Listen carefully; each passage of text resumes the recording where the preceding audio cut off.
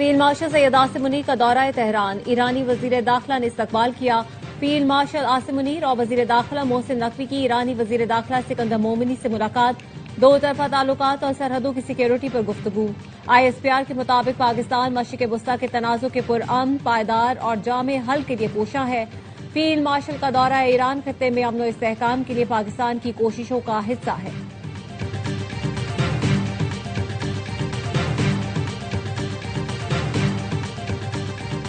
میر رضا case, Sindh حکومت نے inquiry commission تشکیل دے دیا، نوٹیفیکیشن جاری۔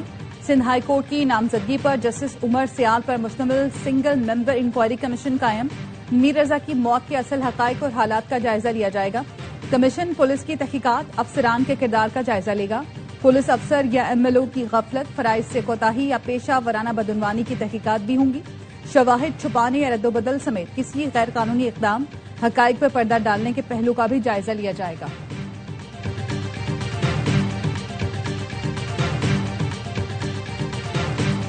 اور میر رضا کے والدین سے گزارش ہے کہ اعتماد کرے، حکومت نے جوڈیشل کمیشن میر رضا کو انصاف دلانے کے لیے بنایا۔ جوڈیشل کمیشن کی رپورٹ آ جائے پھر اس کے بعد مزید آگے بڑھیں گے۔ میئر کراچی مرتضی بہاب کی پریس کانفرنس، کہا 19 اگست کو وکیل نے وزیر اعلیٰ کو خط میں لکھا، وزیر داخلہ، IG اور پولیس مکمل طور پر فیل ہو گئے ہیں۔ وزیر اعلیٰ کی زیر صدارت اجلاس میں فیصلہ کیا گیا، ہمیں وکیل نہیں فیملی کو مطمئن کرنا ہے۔ اہل خانہ سے اعتماد کی اپیل سے قبل کمیشن کا نوٹیفیکیشن جاری کریں۔ جبران ناصر کا میئر کراچی کی پریس کانفرنس پر رد عمل، کہا حکومت جوڈیشل کمیشن کے قیام کا نوٹیفیکیشن اور TOR سامنے لائے۔ جبران ناصر نے کہا نئی تفتیشی ٹیم 15 دن بعد بھی کسی نتیجے پر نہیں پہنچ سکی۔ اس مرحلے پر جوڈیشل کمیشن کی تشکیل کیس پر منفی طور پر اثر انداز ہوگی۔ جوڈیشل کمیشن کی انکوائری عدالت میں چالان کے طور پر پیش نہیں کی جا سکتی۔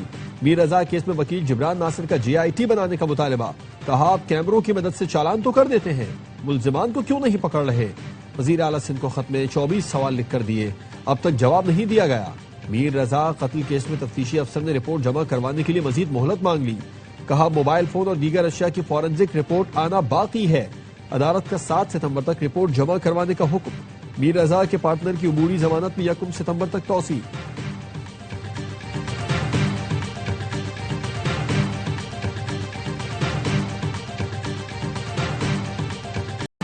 مقتولہ ہنا جاوید کی گردن کی ہڈی ٹوٹی ہوئی تھی، پسلیوں اور پھولوں کی ہڈی پر زخم کے نشانات موجود تھے، دل کے گرد خون بھرا ہوا تھا۔ شوہر اور ملازم کے تشدد سے ہلاک ہنا جاوید کی پوسٹ مارٹم رپورٹ سامنے آ گئی۔ موت کی وجہ کے تعین کے لیے نمونے فورنزک لیب بھیج دیے گئے۔ ہنا جاوید کے قتل کا مقدمہ بھائی فہد جاوید کی مدعیت میں درج ہے۔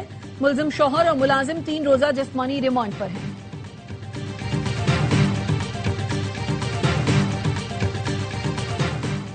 بڑی اپوزیشن جماعتوں کا پہلا مشترکہ اجلاس آج پارلیمنٹ ہاؤس میں طلب، متحدہ اپوزیشن کے قیام کے باقاعدہ اعلان کیے جانے کا امکان۔ پارلیمنٹ میں حکومت کو ٹف ٹائم دینے کی حکمت عملی پر غور ہوگا۔ اپوزیشن کے مشترکہ اجلاس میں محمود اچکزئی، ناصر عباس شرکت کریں گے۔ فضل الرحمان سمیت PTI اور سنی اتحاد کونسل کے ارکان کی شرکت متوقع۔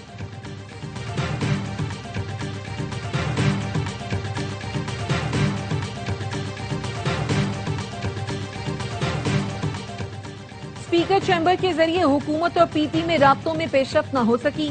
ذرائع کا کہنا ہے حکومت نے پیپلز پارٹی سے مستقبل میں قانون سازی میں تعاون کی درخواست کی۔ پیپلز پارٹی نے حکومت کا ساتھ دینے سے معذرت کر لی۔ PP نے کہا حکومت کی بلا مشاورت قانون سازی کی مخالفت کی جائے گی۔ پیپلز پارٹی قومی اسمبلی اجلاس میں کورم کی نشاندہی پر نیوٹرل رہے گی۔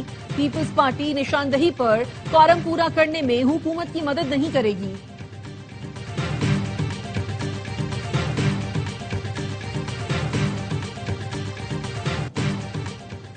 ہاؤس میں جا کر آیت الکرسی پڑھ کر پھونکتا رہتا ہوں، میری پھونک مارنے سے صورتحال بہتر ہو جاتی ہے۔ اسپیکر ایاز صادقی میڈیا سے گفتگو، کہا ہر مسئلے کا حل مذاکرات سے ہوتا ہے، لڑائی جھگڑے اور احتجاج سے مسائل حل نہیں ہوتے۔ مذاکرات کے حوالے سے PTI غیر یقینی صورتحال کا شکار ہے، نئے صوبوں سے متعلق ہر ایک کی اپنی رائے ہے، بحث کرنے اور رائے دینا ہر ایک کا حق ہے، کوئی مقامی حکومتوں کوئی نئے صوبوں کی بات کر رہا ہے۔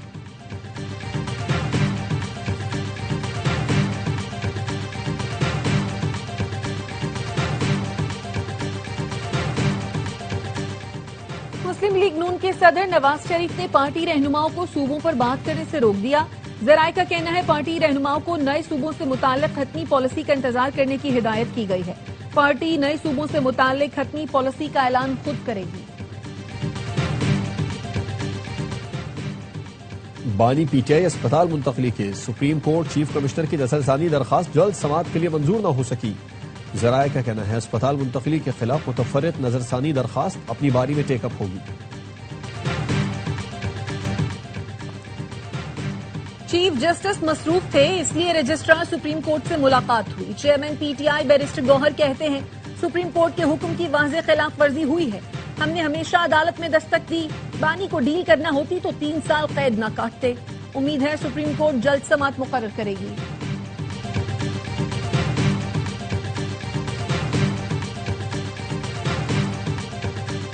آزاد جموں کشمیر قانون ساز اسمبلی کا اجلاس، 9 منتخب اراکین اسمبلی نے حلف اٹھا لیا.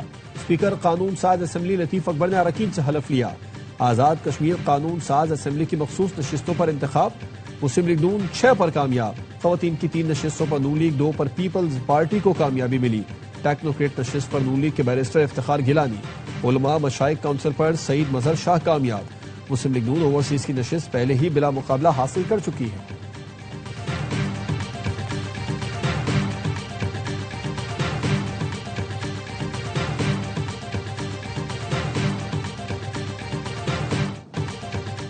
موڈیز نے پاکستان کی کریڈٹ ریٹنگ CAA1 سے بڑھا کر B3 کر دی. گورننس میں بہتری اپ گریڈنگ کی وجہ قرار. موڈیز کا کہنا ہے پاکستان کے زر مبادلہ کے ذخائر میں اضافہ اور مقامی قرض میں کمی ہوئی ہے.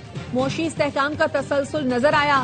وزیر اعظم کی موڈیز کی جانب سے پاکستان کی کریڈٹ ریٹنگ بڑھانے پر قوم کو مبارکباد. حکومتی معاشی ٹیم کی انتھک کاوشوں کی بھرپور پذیرائی. کہا کریڈٹ ریٹنگ میں بہتری حکومت کی معاشی پالیسیوں پر عالمی اعتماد کا مظہر ہے.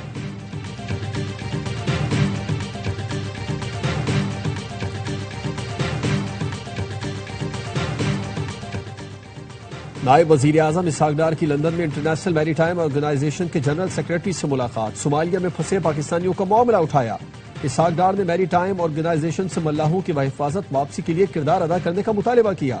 اسحاق ڈار برطانوی وزیر خارجہ ایڈ ملیبینڈ اور دیگر برطانوی اعلیٰ حکام سے ملاقاتیں کریں گے.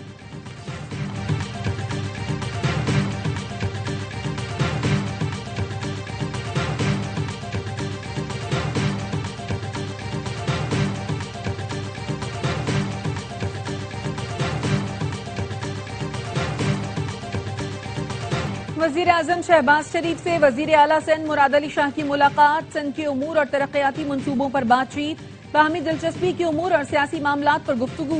سیاسی رواداری اور مشاورت قائم رکھنے پر اتفاق. ملاقات میں رانا ثناء اللہ، محمد اورنگزیب، اعظم نذیر تارڑ، احد چیمہ، شیزہ فاطمہ اور علی پرویز بھی موجود تھے.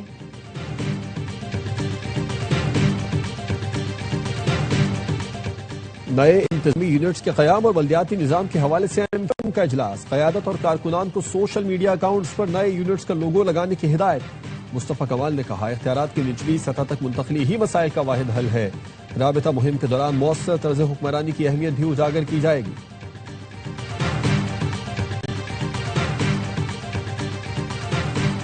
آج رات آئندہ کے لاہے عمل کا اعلان کریں گے. 13 ربیع الاول کو ملک گیر ہڑتال کی کال دیں گے. امیر جماعت اسلامی حافظ نعیم الرحمان کہتے ہیں حکومت نے پھر گندم برآمد کرنے کی اجازت دے دی. گندم کی قیمت میں اضافہ ہو گیا، فائدہ مافیا کو ہوگا. حکومت پیٹرولیم لیوی ختم نہیں کرے گی تو ہم سڑکوں پر بیٹھیں گے.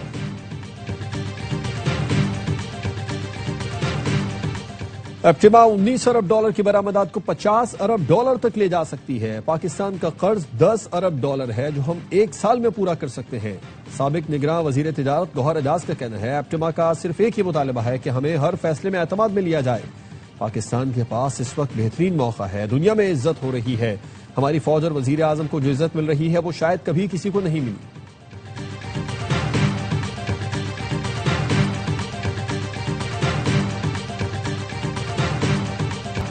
ایوان صدر میں کیٹی بندر پورٹ سے متعلق اعلیٰ سطح کا اجلاس. صدر آصف زرداری کو کیٹی بندر پورٹ کی ترقی پر تفصیلی بریفنگ.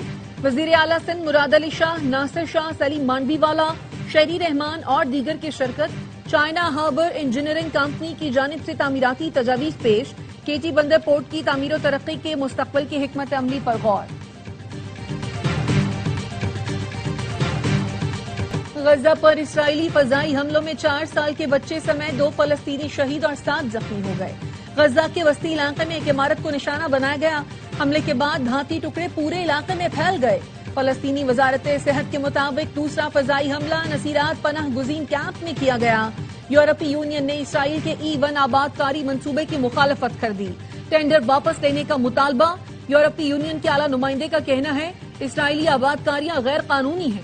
برطانیہ نے بھی نئے یہودی آباد کاری منصوبے کی مذمت کی ہے اور اسرائیلی ناظم الامور کو طلب کر کے احتجاج کیا.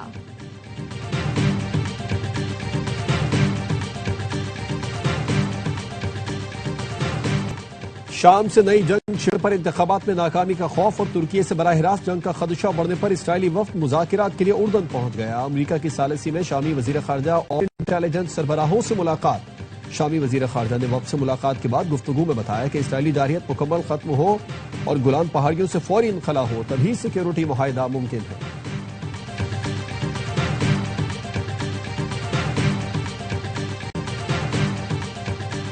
پر معاشی شکنجہ مزید سخت. امریکہ کا اب تک کی سب سے بڑی مالی کارروائی کا آغاز. فیصلہ کن اقتصادی ایکشن آج سے شروع کرنے کا اعلان کر دیا. امریکی وزیر خزانہ اسکاٹ بیسنٹ کہتے ہیں ایران کو میدان جنگ نہیں معیشت کے محاذ پر تنہا کرنا ہے. ایران کے ساتھ جنگ کا یہ آخری مرحلہ ہے. آج سے اقتصادی ڈی ڈے کا آغاز ہو رہا ہے. ہمارا مقصد بالکل واضح ہے. ایران کی ظالم حکومت کو سہارا دینے والی ہر معاشی لائف لائن کاٹ دینا یہاں تک کہ تہران مکمل طور پر تنہا رہ جائے.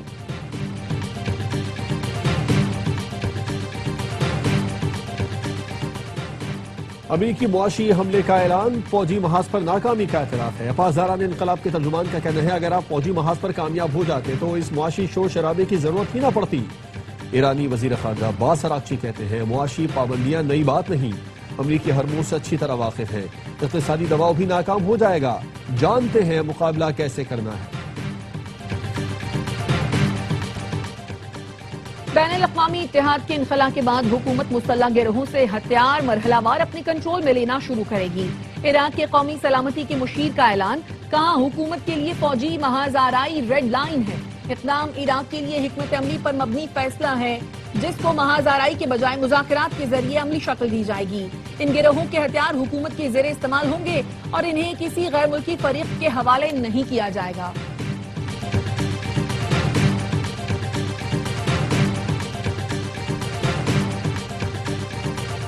ملک کے مختلف شہروں میں جشن آمد رسول صلی اللہ علیہ وآلہ وسلم کی تیاریاں عروج پر پہنچ گئیں. شہر شہر چراغاں، مساجد، عمارتیں، شاہراہیں برقی قمقموں سے جگمگا اٹھی. لاہور میں عید میلاد النبی عقیدت و احترام سے منانے کی تیاریاں. مسجدیں، سڑکیں اور گھر برقی قمقموں سے سجا دیے گئے. کراچی میں بھی جشن آمد رسول کا جوش و خروش. مسجدوں، سڑکوں، گلیوں، گھروں میں شاندار سجاوٹ.